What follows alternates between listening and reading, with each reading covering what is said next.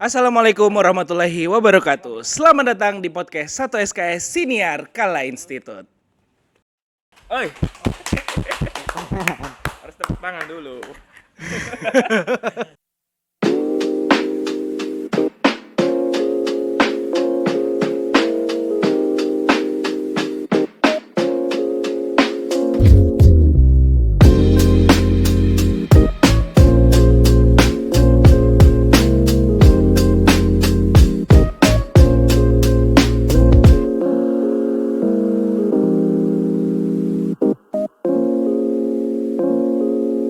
Nah, Sobat Kalins, hari ini spesial banget. Jadi kita kedatangan 3 bapak-bapak yang kemarin Katanya kakak. kakak. Oh, kakak. Kakak. Oke. Jadi spesial banget Sobat Kalins. Hari ini kita kedatangan 3 kakak-kakak yang baru saja menyelesaikan program Kosa Bangsa di tahun 2023 ya. Seperti itu. Nanti pokoknya kita bakalan bahas-bahas lebih lanjut. Jadi di sini ada Pak Syarif atau Kak Syarif Dinan Yahya SEMM. Terus juga ada Kak Furkon Sakia Barsi STMT dan juga Kak Yogi Hadi Afrisal SEMAK. Mungkin boleh kenalan dulu masing-masing satu persatu kakak-kakak. Tidak usah terlalu tegang. Kita bersama-sama kok di sini. Perkenalkan, nama saya Yogi. Saya Furkon. Saya Dinan, Pak, kebalik-balik ini. Oke, jadi ada Kak Dinan, ada Kak Furkon sama Kak Yogi. Ya. Betul. Mungkin boleh diceritakan dulu ke Sobat Kalins tentang program Kosa Bangsa ini seperti apa, awalnya terbentuk seperti apa. Mungkin boleh dari Kak Yogi. Ya, silakan Yogi. Ya. Atau Kak Dinan dulu deh, Atau Siapa Yogi sebenarnya? Oh, dari Siapa ketuanya Yogi atau tadi? dari Kak Dinan dulu deh. Tadi waktu di luar. Ketuanya kan kakak pertama. Kakak pertama dulu, Kakak kakak kedua, pertama. kakak ketiga.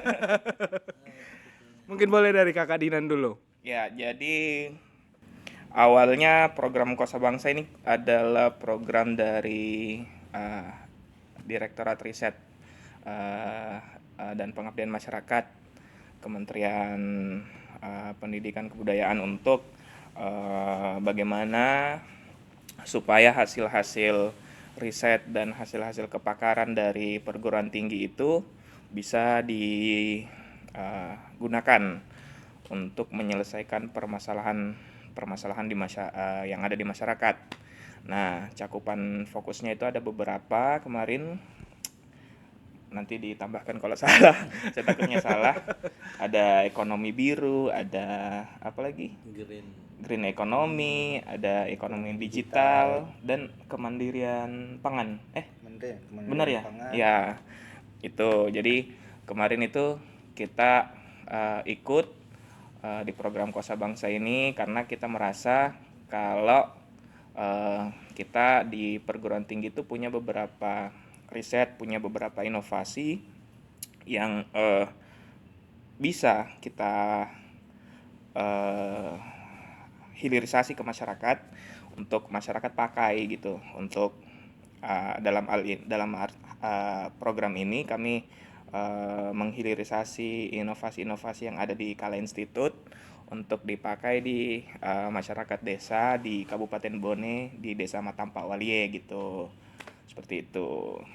Oke, jadi ini adalah program pendampingan ya, Kak Dinan. Pendampingan, kemudian ada juga apa kemarin itu? Apa nih? Yang mana duluan nih? Untuk intinya bahwa salah satunya juga tadi cita-citanya tadi sudah jelaskan sama Kakak Dinan.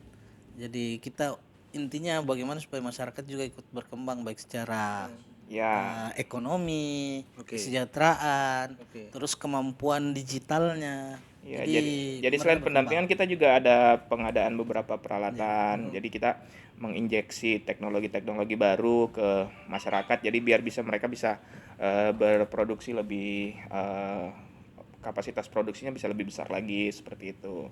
Oke. Mungkin dari Kak Yogi? Kalau saya ya sudah tadi ya. Sudah dirangkum. Jangan pegang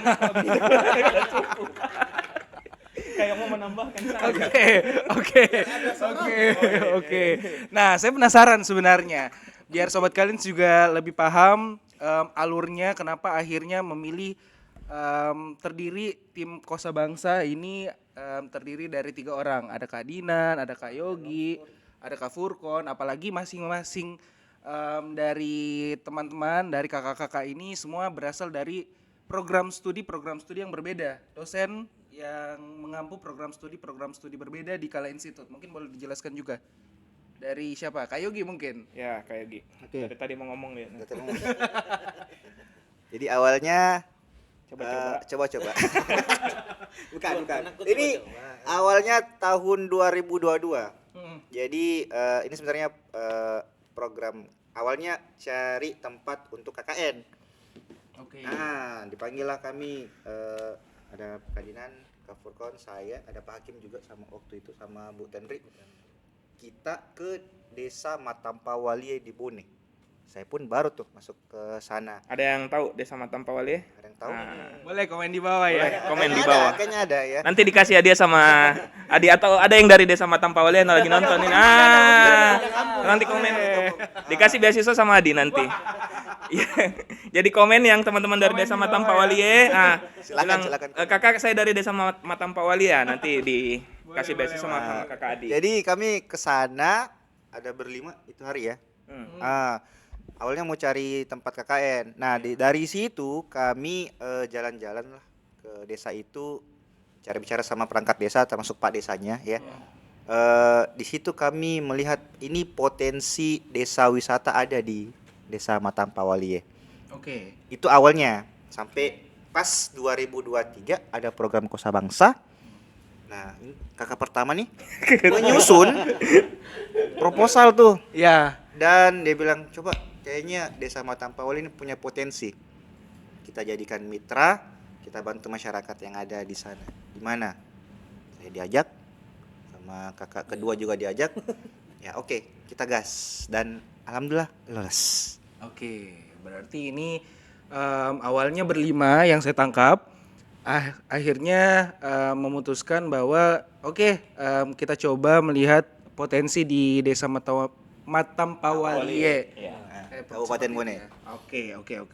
Ya, jadi itu hari juga kan memang kalau kayak program Kosa Bangsa itu memang mengharuskan kita kolaborasi. Jadi Kosa Bangsa itu kan kolaborasi dari berbagai disiplin ilmu sebenarnya. Jadi tidak ya selain tadi memang dan program itu mensyaratkan bahwa anggota tim itu harus terdiri dari beberapa dosen yang memiliki disiplin ilmu berbeda.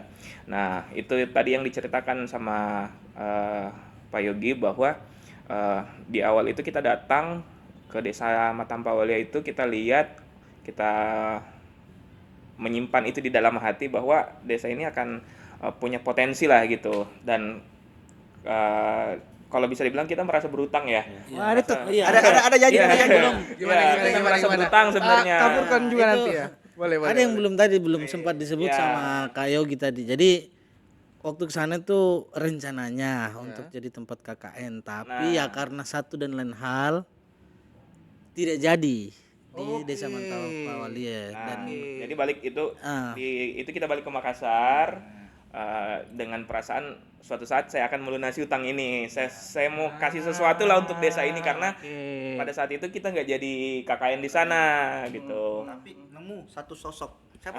Siapa sosoknya coba? Sosok gaib atau sosok apa nih? sosok yang menginspirasi lah. Ada sosok yang menginspirasi di sana. Menginspirasi. Siapa yang itu? Furkan jelaskan tuh sosok. Boleh. Bagaimana sosok itu di sana? Nah. Di mana gitu? Nah, jadi waktu datang kita itu ke Desa Matampawalie ya tadi seperti dijelaskan sama Kak Yogi, ketemu sama perangkat desa, sama ya teman-teman, disambut dengan sangat baik lah dengan masyarakat di sana. Nah, saat itu kita main juga tuh, kan ada potensi wisatanya, salah satunya ada pohon pinus. Ya, hutan betul. pinus kan. Betul. Ya, nah di situ ada kita ngopi. Oke.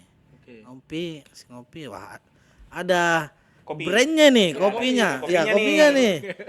Wah, ada kopinya kita baru dengar nih namanya kopinya. Nah, sekalian pas ketemu siapa mantan kepala desa ya. Ya. Nah, ketemu sambil ngopi tuh, ketemu sama mantan kepala. Ini kopi buatan sini. Ya, ini Langsung diceritakan. dari mata Petani. Pak Wali ya. Ya, petani dari desa daerah situ, daerah Di sini kita baru tahu tuh kalau di Bone ada kopi. kopi ya. Tahunya kita kan ya.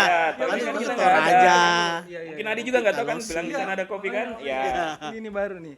Ini ilmu baru nih. Nah. Nah, Saya suka nih. Ilmu baru. Ini kalau mahasiswa begini nih langsung dapat A ini. iya. Bagus pendekatannya. Saya belum tahu nih sebenarnya. Boleh dipraktikkan teman-teman. Triknya Adi nih, ilmu baru. Nah, terus karena tertarik sambil ngopi enak, suasananya juga gerimis-gerimis mengundang. Wah, asik lah pokoknya. Jadi sekalian tuh penasaran kita jalan-jalan ke tempat yang Kita diantar pembuatan ya diantar sama ke tempat pembuatan kopinya. kopi ya, pembuatan kopi. Nah, ketemulah sama sosok yang Itu tadi. bagi kami menginspirasi. Nah, mungkin boleh diceritain sosoknya seperti apa? Nah, sosoknya boleh komen juga di bawah. Jadi buat kamu yang merasa sosok itu ya silakan komen di bawah Anda ya. Yang penasaran Nah, kalau rame kita lanjut part 2. part 2. Ya. Part 2 biar penasaran.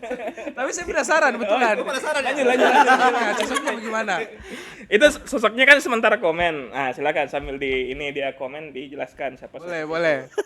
Saya agak ragu menjelaskan sosoknya, jadi mungkin Kok seram ya jadinya? bisa. Suasananya seram. Mungkin yang punya ilmu menjelaskan Ya, itu iya, Yogi karena dia kan agak-agak ini. ilmu kebalnya. Iya. Siapa sosok itu? Ibisnya Sosok gimana? itu lebih apa ya? Lebih kalau dijelaskan lebih baiknya kayak kakak pertama yang lebih bisa menjelaskan itu. Boleh di kakak pertama deh, kakak pertama. Kakak pertama silakan. Ya jadi sebenarnya itu tadi marketing teman-teman ya untuk melebih-lebihkan sesuatu supaya teman-teman penasaran dan tetap menonton podcast ini. Nah sebenarnya setelah tadi kita ngopi itu kita dibawa karena kita penasaran nih di mana kopinya dibuat karena katanya itu adalah produk asli dari desa itu. Dan terus kita ya sambil kita terheran-heran kita kagum juga kok ada kayak kopi kayak gini, mungkin juga suasananya mendukung sehingga kopinya enak banget pada saat itu ya. Itu hari lagi ya, nanti mendung dibayangkan di lah. hutan pinus, Ya, lagi gerimis. minum kopi. Nah terus kita jalan tiba di sebuah rumah yang sebenarnya Dari luar bengkel. ya kita kurang yakin soalnya dari luar itu kan bengkel gitu ya. Kok bengkel begitu. Kan kita minta diantar ke pembuat kopi itu. Akhirnya keluar bapaknya yang punya rumah namanya Pak Arif. Pak Arif itu adalah Pak Arif boleh komen juga ada halo Pak Arif. Pokoknya mumpung masuk YouTube saya sapa semua nanti. Iya, nanti saya sapa semua. Ya, jadi Pak Arif keluar itu nah ini yang pulang dari situ kita semua sangat terkagum-kagum dengan beliau sampai-sampai Pak Hakim itu menulis di blognya untuk membahas Pak Arif sendiri karena Pak Arif ini adalah sosok yang sangat menginspirasi dan menjadi representasi masyarakat desa yang betul-betul kami ya saat itu kami betul-betul kagum karena Pak Arif ini adalah pria yang mengalami musibah di tahun beberapa tahun lalu ya yang dulunya beliau adalah petani. Kemudian ada kecelakaan, dia jatuh terus tertimpa batu. Ya dia terjepit batu gitu, kecelakaan, truknya terbalik begitu waktu membawa hasil bumi lah kayak gitu. Terus tangannya kejepit, akhirnya dia harus diamputasi tangan sebelah kiri. Amputasi. Nah, Kiri itu ya? yang Itu lucu juga. Kiri apa ya? Kanan ya? kiri. Kiri. Oh ya kiri. Tangan kirinya Bapak Arif itu harus diamputasi. Jadi beliau sekarang hidup dengan tangannya cuma sebelah kanan aja. Nah di situ kami heran kok bisa beliau ini bikin kopi gitu. yang dulunya masyarakat di situ ndak ada yang tanam kopi. Enggak ada. Jadi Ya. Pak Arif ini pionir nih. Ya, jadi beliau Pionir itu di sana. pionir. Jadi di cerita singkatnya setelah beliau kejadian itu mereka sempat down dan coba bangkit lagi, dan karena jadi petani itu susah gitu kan, harus itu akhirnya dia switch coba tanam kopi, dan saat itu belum ada yang percaya kalau kopi itu bisa tumbuh di situ. Betul, betul. Nah, terus kalaupun jadi kopi itu mau diapakan gitu, belum ada ada pasarnya gitu. Tapi Pak Arif ini tetap, menurut cerita beliau, tetap menanam itu, tetap semangat, terus sampai akhirnya beliau membuat sendiri mesin-mesin kecil sederhananya, asal yang bisa mengolah kopi dari peralatan-peralatan seadanya pada saat itu, ya kan, dan dia juga ngelas sendiri dengan satu tangan gitu, mau ngerjain. Oke. Jadi Pak Arif itu hebatnya. Iya. Selain tadi bisa nanam, Iya, kan bengkel tuh depan. Iya, iya, iya, iya. Nah, kan kopi itu butuh prosesnya panjang. iya. Jadi dari red beans ke green beans, Iya, punya betul. banyak alat. Jadi teman-teman yang sering minum kopi itu untuk menjadi sebuah satu gelas itu biji kopi itu mengalami proses yang sangat panjang gitu ya. Nah, jadi ada mesinnya. Pak Arif buat sendiri Tapi dengan mesinnya kapasitas kecil, ya, rumahan. seadanya. Seadanya. Tapi Jadi dengan satu tangan. Oke. ya, Yang hebatnya yang kita buat kita terpukau itu. iya, karena Dia bisa mengerjakan semua itulah dengan ya fun fact-nya lagi, beliau itu nggak ada basic Pembuatan kopi. nggak ada basic kopi, nggak ada basic. basic kelas, Nggak ada. basic sekolahnya ini ya? mesin, tidak ada. SMP. Dia sekolahnya cuma sampai SD ya kalau nggak salah. SD. SD kalau nggak salah. Dia bilang Gitu ya. nah, jadi dia belajar otodidak. otodidak. Semuanya otodidak. Nah, Semuanya di situ otodidak. kita kagum dan kita berniat dalam hati suatu saat kalau ada Yang jelas ada peluang, ada kesempatan, kita balik ke sini. kita akan kembali ke sini membantu Pak Arif sebisa yang kita bisa gitu kan. Dan setahun berikutnya ketemulah program Kosa Bangsa gitu. Akhirnya Akhirnya tercapai tuh janjinya ya, kemarin. kemarin janjinya begitu. Kita suatu saat akan datang lagi karena kita melihat Pak Arif ini butuh support dari perguruan tinggi gitu kan. Dengan segala keterbatasan beliau tidak menyerah, Iya. tidak Betul, tunduk gitu. sama keadaan. Sampai dan sekarang kalau nggak salah Pak Desa juga udah tanam itu. Nah, udah tanam kopi. Dan akhirnya masyarakat di situ dari, ya singkat cerita, dari perjalanan ini kopinya sudah semakin besar, semakin dikenal, terus banyak masyarakat yang lihat. Akhirnya kopinya beliau itu sudah menjadi signature dari desa itu. Ya. Jadi kalau ke sana bisa sambil menikmati kopinya desa Matampawalie kayak gitu. Namanya kopi Labongke. Labongke. Nah, Kopi Labongke. Nah itu lagi petani Labongke. Halo, petani Labongke. Nah, semangat petani Labongke, silakan komen. Yang sambil menanam itu di belakang saya lihat. Nah, silakan Pak yang tapi saya penasaran Kak, saya penasaran. Tadi kan dari melihat sosok yang tadi Pak Arif, dari program Kosa Bangsa sendiri apa sebenarnya yang dilakukan sampai akhirnya kelompok tani di Desa Matampawalie ini jadi pilihannya. Apa yang dilakukan dari program Kosa Bangsa ini sebenarnya? Dua ya. Jadi, apa tuh? Seperti apa? Target mitra ya, target mitra kita Ya, mitra kegiatan. Mitra kegiatan. Oke. Itu ada dua, jadi ada Pok Darwis, kelompok sadar wisata, dengan Poktan, kelompok tani. Jadi yang tadi itu Pak Arif itu Poktan. dia kepala kelompok tani kopi. Oke. Ya, beliau kan pionir tadi. Iya, betul. Jadi beliau kepala kelompok tani, dan ada kan tadi cerita tuh kita ngopi depan Iya. depan hutan pinus. Jadi banyak potensi wisata, ada juga kelompok sadar wisatanya gitu. Jadi yang lebih jelas mungkin di kakak pertama dan Silakan pertama kakak lagi pertama. ya. Kakak pertama. Kakak pertama silakan. Ya, jadi di sana kita melihat ada beberapa aspek permasalahan sebenarnya, aspek manajemen dan aspek pemasaran, sama ketiga ya, aspek produksi. Produksi. Ya.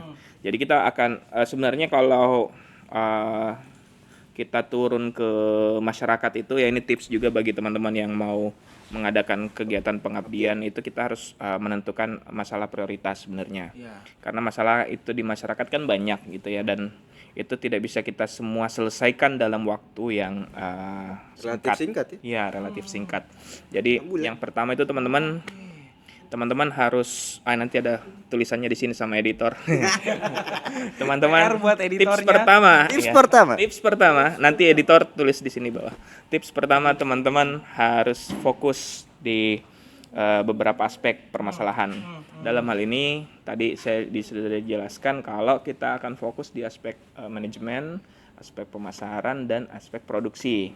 Nah, di aspek produksi itu kita memberikan peralatan-peralatan produksi berkapasitas industri, ya. Jadi nanti selain mesin yang ada dimiliki Pak Arif, itu yang dulunya cuma bisa packagingnya mungkin pakai sealer biasa, kita belikan sealer yang pakai band yang bisa otomatis jalan sendiri. Terus kita hilirisasi lagi produknya. Jadi dulunya dia cuma jualan bubuk kopi, sekarang sampai bisa jual apa? Ice coffee. Kita kasih tenan-tenan sederhana juga. Nah, itu untuk dengan harapan ketika kita menginjeksi peralatan produksi itu bisa meningkatkan skala produksi, bisa meningkatkan omset dari mitra. Terus kalau yang kayak aspek manajemen dan aspek pemasaran itu kita berikan beberapa pelatihan. Di sana kita ada 5 ya? Iya, pelatihan. 5 pelatihan, ada pelatihan digital marketing, ada pelatihan pengelolaan desa wisata, ada pelatihan manajemen event, terus ada pelatihan keuangan. Dan dari situ masyarakat bisa belajar, bisa diharapkan bisa menggunakan ilmu-ilmu yang kita ajarkan itu untuk meningkatkan bagaimana mereka bisa memasarkan produk-produk yang ada di desa mereka. Dan kita berharapnya nanti setelah ini tips kedua. Nanti ditulis sama editor lagi. Tips kedua, program pengabdian itu.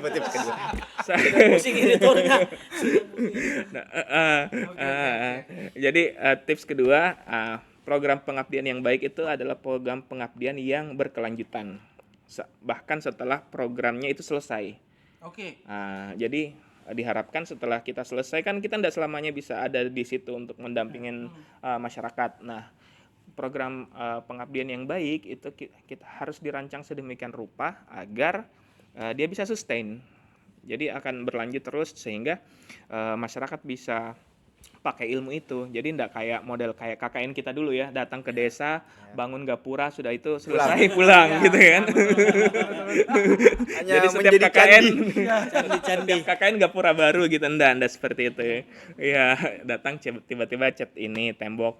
Nah, kita berharap itu lebih daripada itu. Jadi selain kita memberikan sesuatu, kita berharap ada hal yang bisa berkelanjutan dari situ. Nah, dengan adanya capacity building ya istilahnya ya, pelatihan-pelatihan yang dilakukan itu bisa kita harap masyarakat itu bisa tahu nih cara, ternyata di luar sana cara mengelola konten media sosial itu seperti ini, cara membuat orang aware dengan Desa Tanpa Walia dan produk-produknya itu seperti ini.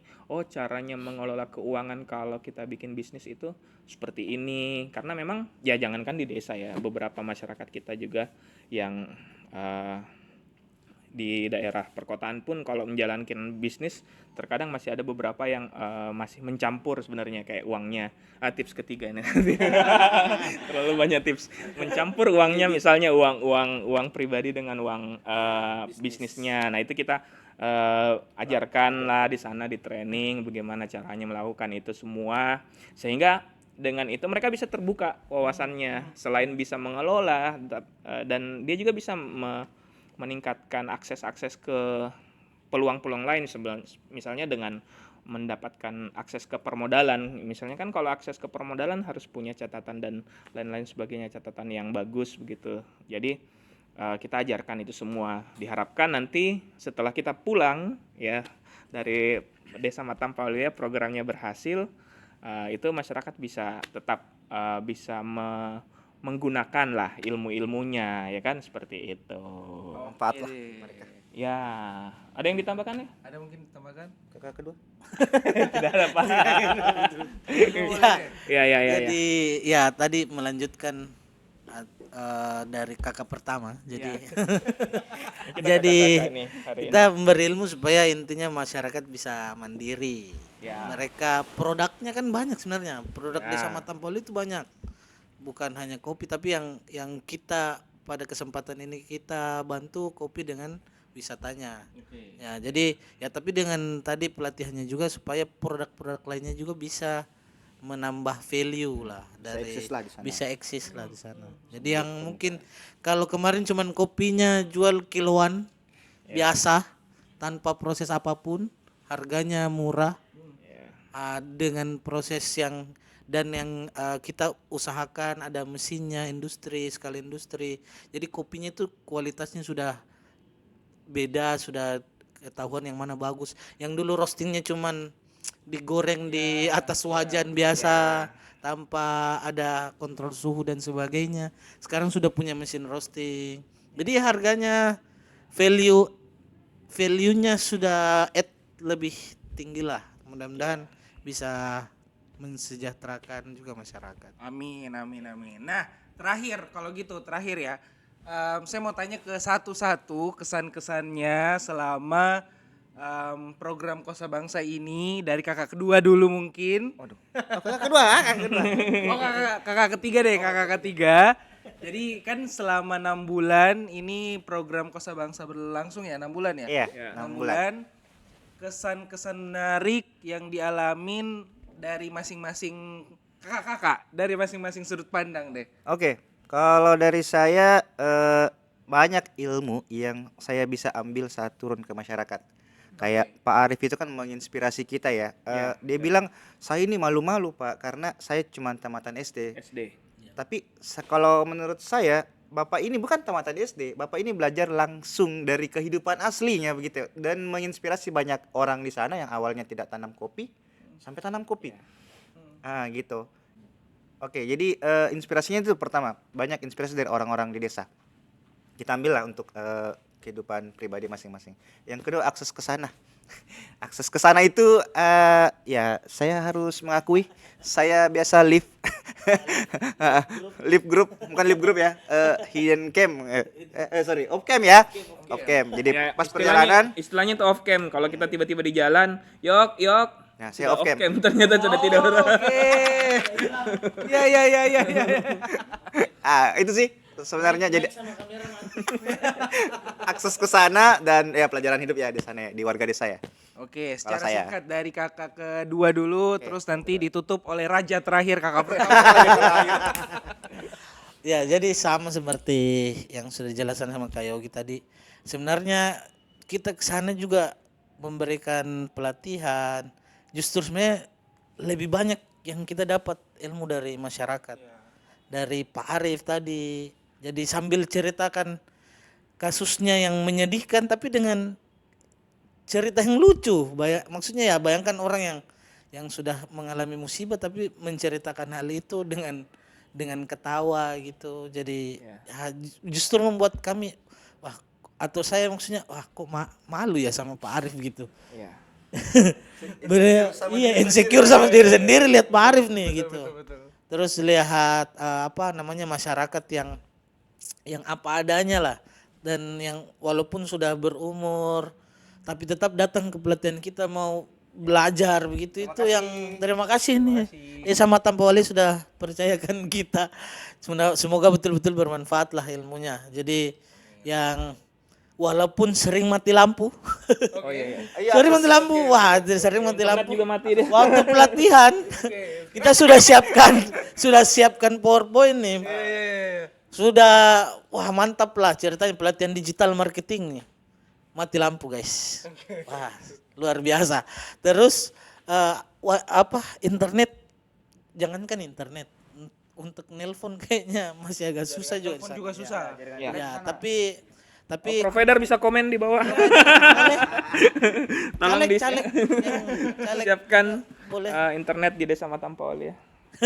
Jadi ya, tapi masyarakatnya semangatnya bagus.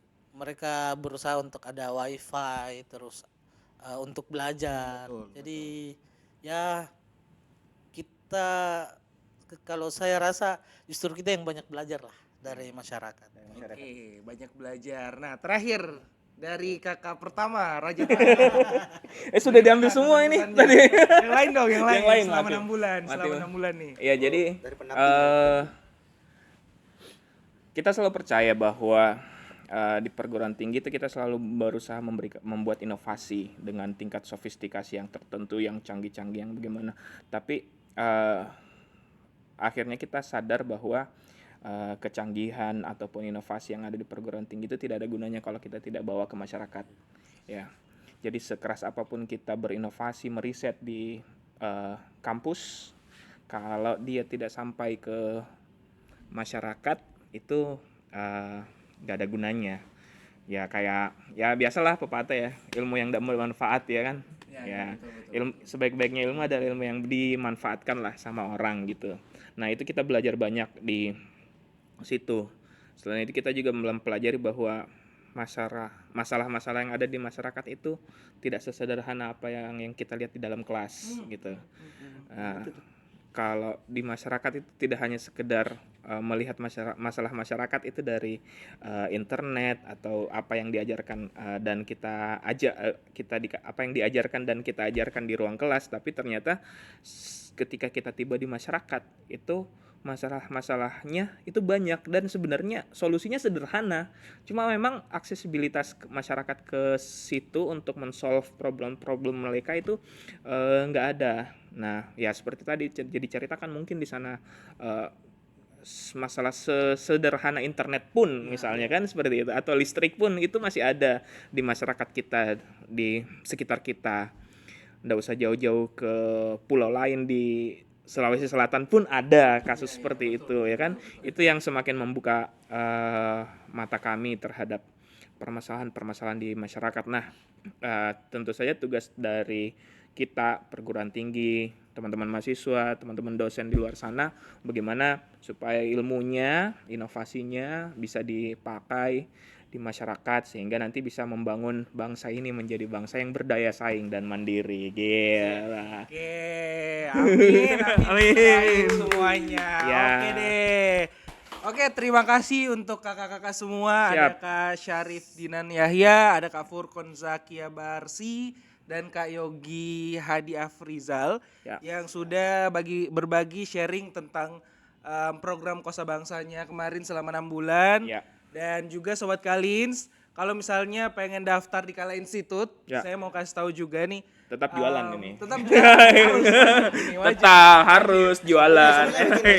Ayo teman-teman, daftar di Kala Institute. Daftar di Kala Institute langsung karena kita udah buka secara resmi di www.register.kalabs.ac.id. Nanti boleh ditulis di sini ya.